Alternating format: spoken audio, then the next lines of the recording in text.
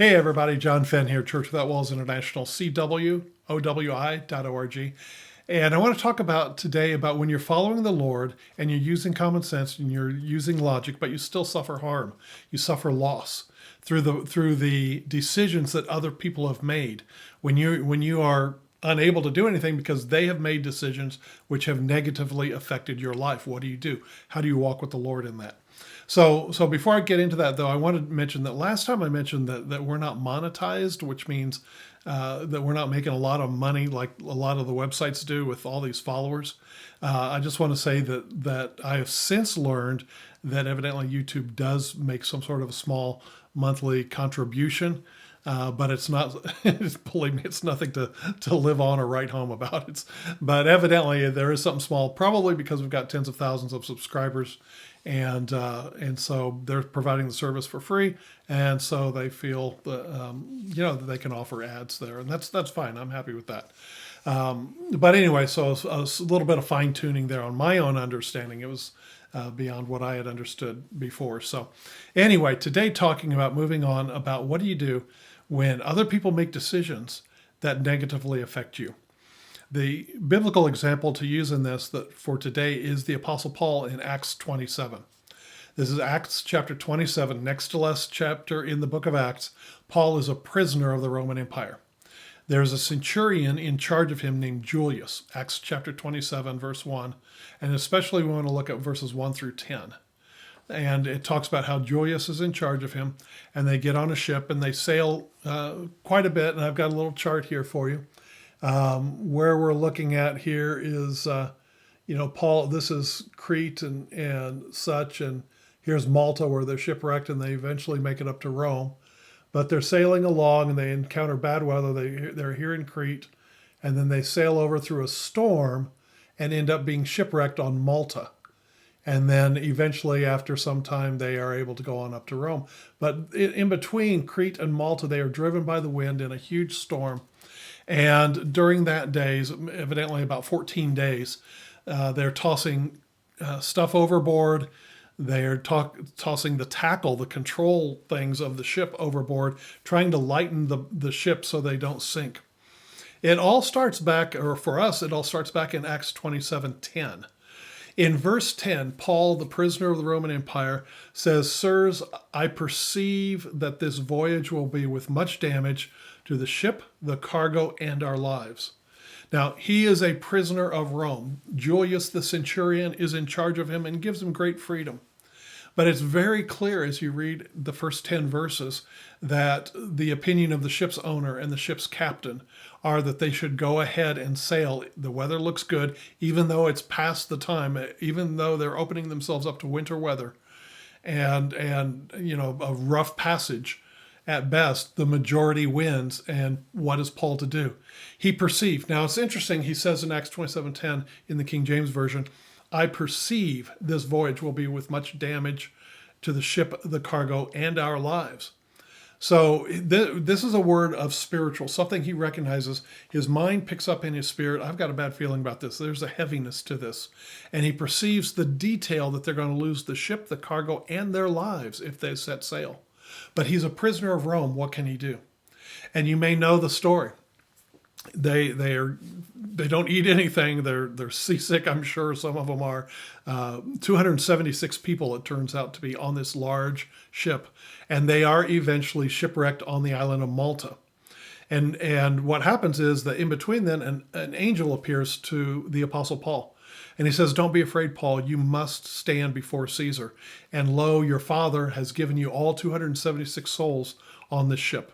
However, you're going to be shipwrecked." And Paul would later add that he knew by revelation that they had to stay with the ship, not jump into the water until the ship starts to break up. Then they could grab the pieces of the ship and make it safely to shore. All 276 men survived. But the point is this: Paul recognized his life was in danger. Their lives were in great danger. He did not know at the time that an angel was going to appear to him and that the Father God had given them all their lives. For the purpose that God the Father had in the Apostle Paul, he spared everyone else as well as Paul. So this is a situation. I was an associate pastor in a church, and I was brought on with the idea that the pastor was going to retire and then I would be promoted into the senior pastor role. He made a change of plans. And I remember that June day when they sat in our living room and said, I'm not going to retire. I'm going to go on in my business and such. And he said, there's really no place for you here. And I saw in the spirit, I saw a large hand come and make a divide between the two of us. And I knew my time there was ended. But the point is, it was a shock to our systems. It was a shock to our plans. He was going to retire, and we were going to start a Bible school. They had some land up in the mountains. He was going to focus, quote unquote, retire to focus on that project while I was the pastor of the church. So this was all a huge shock to us. And Barb, especially being the wife and mom and all the plans and everything else, she started seeking the Lord. And he said this to her. He said this, he said, I tried to work through men's hearts, but they wouldn't allow me. So now I have to work around them. But because it was through no fault of your own, you will remain in my perfect will. But it will mean a detour for you. So do you understand that? He said, I tried to work through men's hearts, but they wouldn't allow me. Therefore, it's going to be a detour for you. But because it was through no fault of your own, you will remain in my perfect will, though it will mean a detour. So for us, it was a detour. It didn't catch the Father God by surprise, so he had it all worked out. And it was amazing provision and everything that happened after that. But the point I'm making is that Paul, it was kind of the same thing.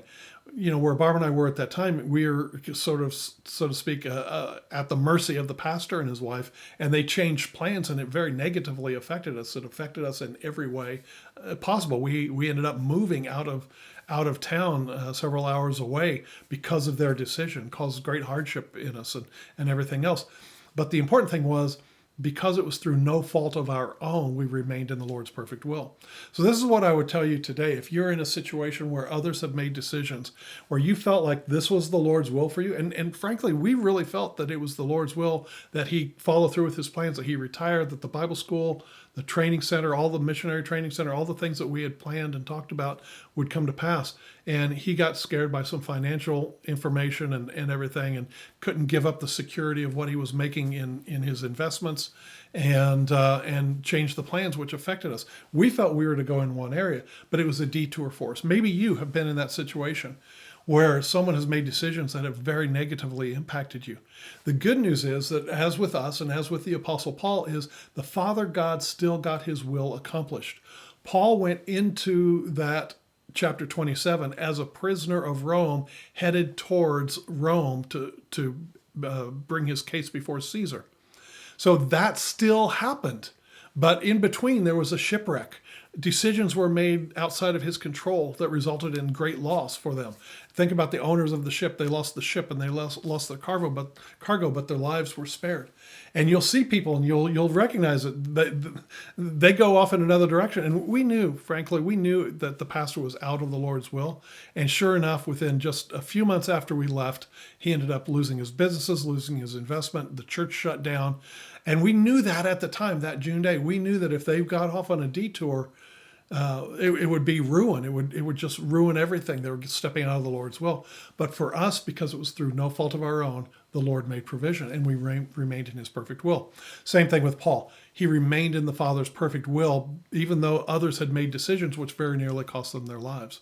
So I just want to encourage you today, if you're in there and you're in the midst of something in your life and other people have made decisions which have negatively affected you, and you think, where's the Lord's will in my life? I want to get back on track. He is still considering you on his path, in his track of his perfect will.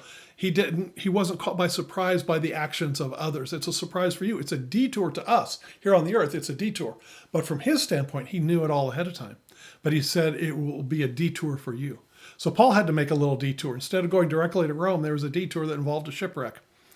Life happens, but the Father still accomplishes his will. So I want you to be encouraged today that life happens. Other people make horrible decisions that affect us greatly, but the Father God is faithful. And remember, too, that we're already in eternity. In the ages to come, there is time to fulfill all the Father's will in our lives.